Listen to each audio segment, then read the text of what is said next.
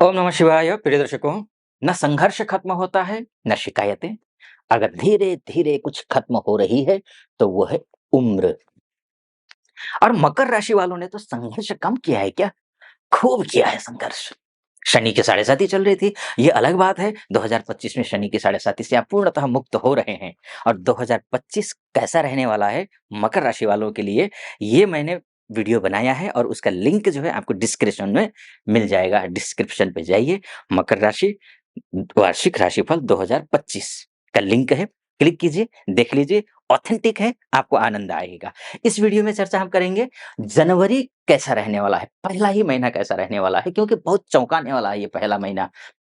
ध्यान से सुनिएगा। चलिए आइए विषय पर प्रवेश करते हैं। आपके सबसे पहले बात कर लेते हैं, शुक्र की बात कर लेते हैं। शुक्र आपके लिए क्या है, ये सबसे पहले जान लेते हैं। शुक्र आपके मान है, शुक्र सम्मान है, शुक्र पद है, शुक्र प्रतिष्ठा है, शुक्र वैभव है, शुक्र समृद्धि है।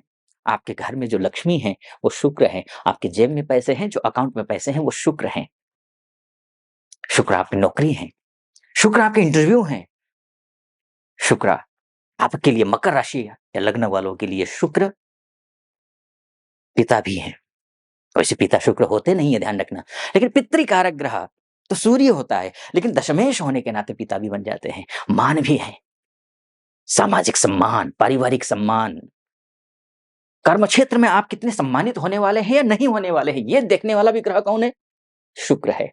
आपका संतान शुक्र है। संतान कितनी तरक्की करेंगे, जनवरी में कोई अपॉर्चुनिटी संतान को मिलेगी नहीं मिलेगी, ये देखने वाला ग्रह शुक्र ही है।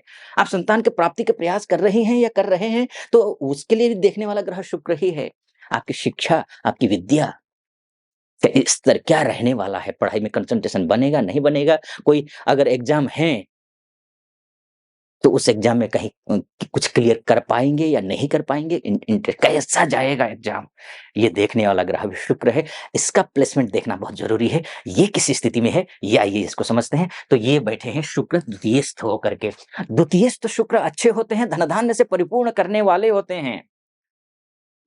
बस एक ही चीज का ध्यान रखना है, यहाँ पर शनि की राशि में बैठे हैं, शनिदेव भी यहाँ बैठे हैं, तो ऐसी स्थिति में और शनिदेव बैठे तो हैं ही, तो अपने वाणी को मधुर रखना, भाषा, शब्द का चयन सही रखना, ये आपको करना है। तो अब ऐसा कर लेते हैं, तो ये दशम भाव से पंचम में गए और पंचमेश तो ये ऑलरेडी हैं ही, तो दोहरी सफलता आपको मिलती हुई दिखाई दे रही है यहाँ पर। अगर आप स्त्री हैं तो पुरुष से, पुरुष है तो स्त्री से विशेष सम्मान मिलता हुआ दिखाई दे रहा है, काम बनता हुआ दिखाई दे रहा है, कोई लटका हुआ है काम। अगर सामने वाला विपरीत लिंगी व्यक्ति है आपसे, तो उस काम ज्यादा जल्दी सफल होता हुआ दिखाई दे रहा है। अच्छी स्थिति है, नौकरी नहीं है, पदोन्नति के चांसेस बनते हुए दिखाई दे रहे हैं पहले ही मौके में, पहले ही महीने में। शुक्र अकाउंट देखता है। शुक्र के बिना विवाह संपन्न नहीं हो सकता है। विवाह के लिए बातचीत चल रही है, कहीं बात फाइनल नहीं हो पा रही है, तो ये कुटुंब भाव है। कुटुंब भाव में अपने परिवार की तरफ से ही कहीं से जो है ना रिश्ते आएंगे, रिश्ते बनेंगे। कोई बातचीत बिगड़ गई हो, शादी के विवाह के लिए बातचीत चल रही लेकिन बात बिगड़ गई, तो ये सिचुएशन ऐसा है कि कहीं ना कहीं से कोई ना कोई रास्ता निकलेगा और शादी की बातचीत फिर से सुचारू रूप से चलेगी। अगर पति पत्नी के बीच में लड़ाई झगड़े हो गए, कोर्ट कचहरी तक भी बात क्यों ना पहुंच गई हो, पारिवारिक जो व्यक्ति है, कुटुंब के व्यक्ति, पारिवारिक सदस्य मिल करके उस रिश्ते को बेहतर करने का प्रयास करेंगे और कुछ बेहतरी ही होगा, परिणाम सुखद होगा। शुक्र इतना अच्छा है, इतना बढ़िया है। शुक्र के माध्यम से तो अच्छा ही अच्छा है, बढ़िया ही बढ़िया है।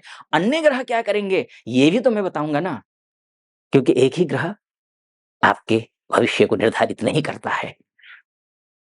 तो इस स्थिति में बुध क्या करेगा, सूर्य क्या करेगा, अन्य ग्रह क्या करेंगे, इस विषय में बात करेंगे। उससे पहले एक निवेदन करना चाहूंगा आपसे मैं। अगर यहाँ तक पहुंचे हैं या पहुंची हैं, देश से देख रही हैं या देख रहे हैं, या विदेश से देख रही हैं या देख रहे हैं, तो इस स्थिति में आपको सटीक लग रहा हो, ऑथेंटिक लग रहा हो, चैनल को सब्सक्राइब कर दीजिएगा, वीडियो को लाइक और कमेंट बॉक्स में जाकर के हर हर महादेव या फिर ओम नमः शिवाय जरूर आप लिख दीजिएगा, या फिर जो भी मनोभाव है वो व्यक्त कर दीजिए। आइए अन्य विषयों पर चर्चा करते हैं। बात भाग्य की कर लेते हैं, भाग भाग्य की कर लेते हैं। उससे पहले एक बात कहना चाहूंगा मैं, शुक्र जो है यहाँ पर 28 दिसंबर तक है। शुक्र यहाँ पर 28 दिसंबर के माफ़ कीजिए 28 जनवरी तक है। 28 जनवरी से फिर ये यहाँ आ जाएँगे, यानी कि उच्च के हो जाएँगे।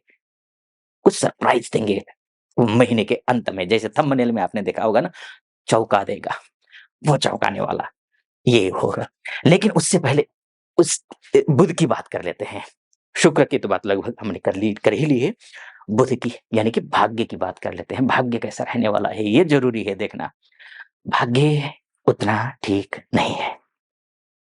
आपको शुक्र के माध्यम से जो-जो फल मिल रहे हैं ना, मैंने आपको अच्छा होगा बताया, उसके लिए आपको अधिक एफर्ट करना पड़ेगा।